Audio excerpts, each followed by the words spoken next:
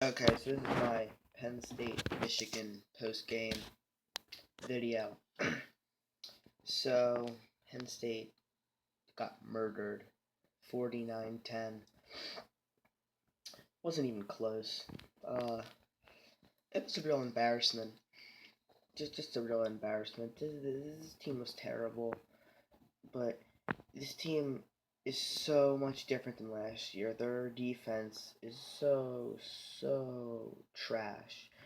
They are out all of their linebackers now. All their starting linebackers, their front four, they only have one returning starter, and it showed. And even though we have a full 85 players, this team still, the people that are coming in are younger players, where if it was another team, they would be older players like juniors or seniors. So I kind of have a feel for them. I'm kind of like, okay, let's relax. We're 2-2. That's basically what I thought. Um, but it doesn't feel like a good setting in Beaver Stadium. For a numerous amount of reasons. First off, we just got murdered. We got murdered by Michigan, and this defense does not look good, and it doesn't look like they're going to get much better anytime soon. And Franklin, he's showing the same stuff that he has been the last 2 years, and that's probably not going to likely change. And uh, there's a lot of things that can go on. You can be like, Franklin's terrible. This team has too much talent to be good. This team should be this team has too much talent to be going, 2-2, getting their ass beat to Michigan, losing to Pitt, those teams. But, and you can be like, fire Franklin, fire Franklin. And there's the conservative one where it's like, which is where I am. I'm like, this team has a lot of the more talented players are sophomores and freshmen. Miles Sanders, Barkley, their punter, McSorley's a sophomore, and they're okay in some of the power positions, like skill positions, like receiver, running back, QB. They're pretty good at, but in the at offensive line and at defensive line, they are linebacker. They don't, and because they have a lot of freshmen and sophomores who are third string and second string, but they're not ready to be playing them. They want to redshirt them, or they're not match fit right now to be playing against Big Ten competition, and that's where the depth issues come in. Even though this team has 85 players, from a conservative point, for a person who's not going to sugarcoat it, but a person that's not going to like, fire Franklin as soon as he does something wrong,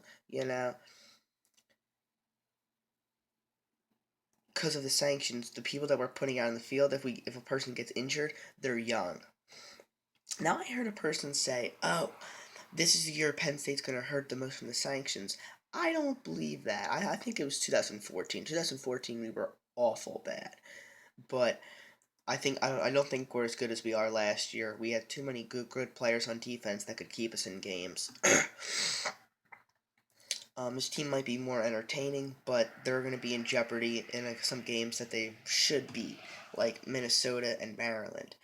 Now, I hear these guys in their post game video. This guy's like, "Oh, this could be like the Penn State 3-9 year. I think they're going to go 3-9. 3-9. We're already 2-1. Okay, so you're saying that we're going to only win one more game?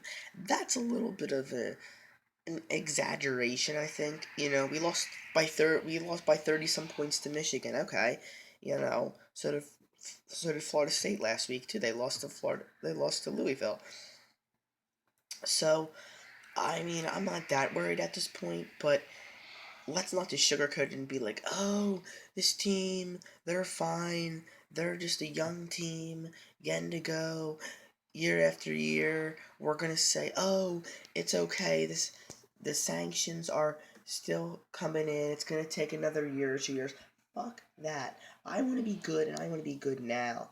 Now, I understand that can't happen, but if Franklin In my opinion, if Franklin loses these next two games, he should be out. He should not be coaching. I don't care of the sanctions. I know we're thin at linebacker. He should be out and gone. You know,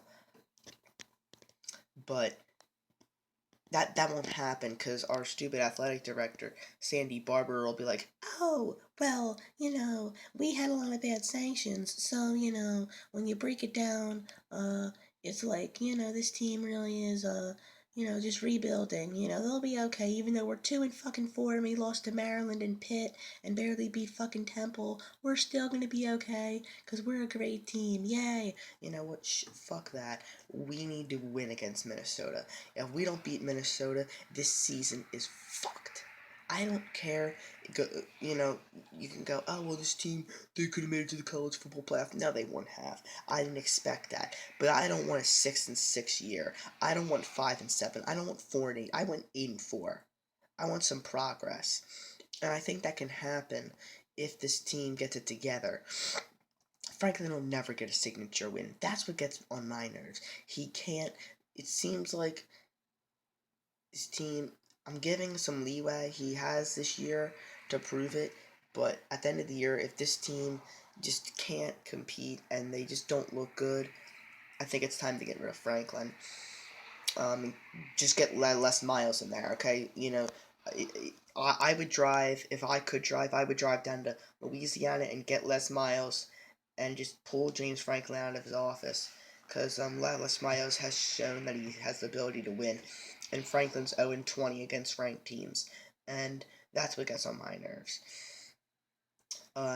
These next two games determine if this team's going to be an 8-4 team or a 4-8 team. If this season can go south, and this season can turn into a whole bust if we don't show up against Minnesota and Maryland. If we don't show up against them, we're 2-4. We're halfway done the year. All our linebackers are injured. I don't think we're getting Brandon Bell back anytime soon. He was on crutches and he didn't even make the trip for this week.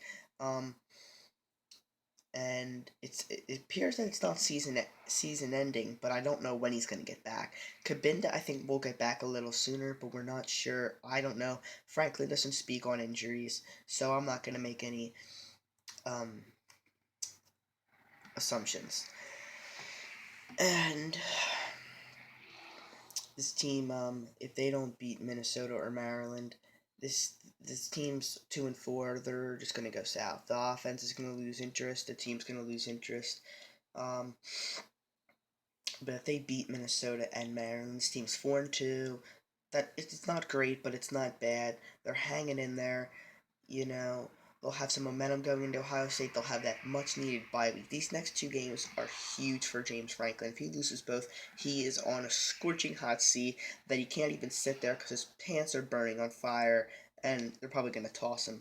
I'd hope he get tossed. It depends how the games look. But if, like what I said, these next two games determine whether this season is going to be an okay year, a step up, or a year where we go down and it just goes down fast because we don't have any depth at the front seven. Well, more at linebacker, and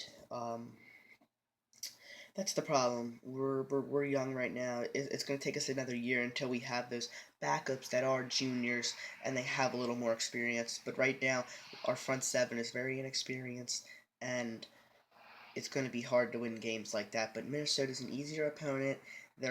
They allow some points, but Minnesota's good at running the ball, so it's not going to be an easy win. But I think we can pull it out right now, and we basically have to pull it out because if we don't win there's no point in even being a Penn State fan anymore. Basically, because I'm tired of hearing all this 6-6, 7-5 stuff, and that's what we're probably looking for right now. I mean, I can't say we're gonna go 8-4, 9-3. How can I? I'm thinking we're gonna lose to Michigan State and Iowa, and we're gonna lose to probably Minnesota or Maryland or Indiana, or maybe two of those teams, and we'll go 5-7, and won't even make it to a bowl game. But that's enough for this post game preview. I'm sorry it's late. I just didn't even care after the game. So, Peace out.